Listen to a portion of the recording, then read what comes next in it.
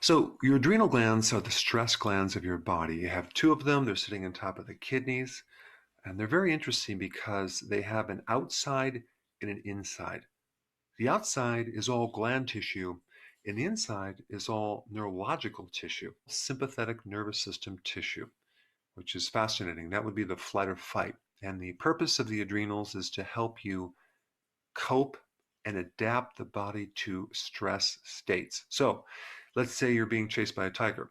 You're going to need high blood pressure. You're going to need blood flow that goes from your digestion to your muscles so you can hightail out of the area.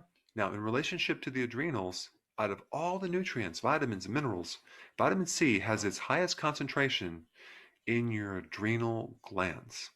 And vitamin C is needed for not just the outside of that adrenal, called the cortex, but the inside too, the medulla. So it's a cofactor or a helper nutrient for something called catecholamines, which are all the neurotransmitters inside of the adrenal, like serotonin, dopamine, adrenaline, as well as the steroid hormones on the outside of that gland, like cortisol, aldosterone, and androgens. And so because they're a stress gland, there's a lot of oxidation going on. So vitamin C is needed to make adrenal hormones, to make those neurotransmitters, and to act as an antioxidant. And it just so happens that the big symptom that occurs with adrenal being dysfunctional is fatigue. And the big symptom of having a vitamin C deficiency is also fatigue, as in scurvy, which is a severe vitamin C deficiency. And people who have scurvy are always tired. And so as your stress goes up, the requirement for vitamin C goes up as well. The more exercise you do, the more vitamin C, because that's considered a stress.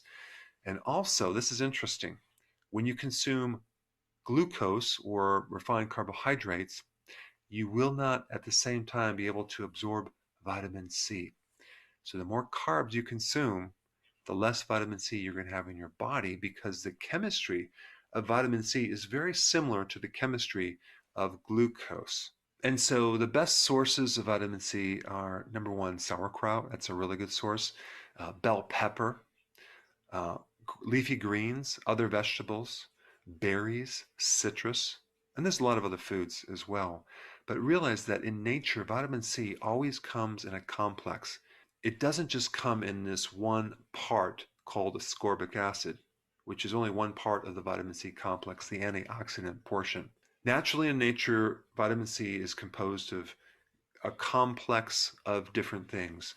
You have the bioflavonoids, you have the J factor, which is the anti-pneumonia factor. You even have vitamin K as part of the vitamin C complex, and copper in the form of an enzyme called tyrosinase. So anyway, we don't want to forget about vitamin C.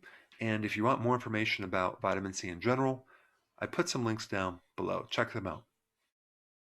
Hey, if you're liking this content, please subscribe now, and I will actually keep you updated on future videos.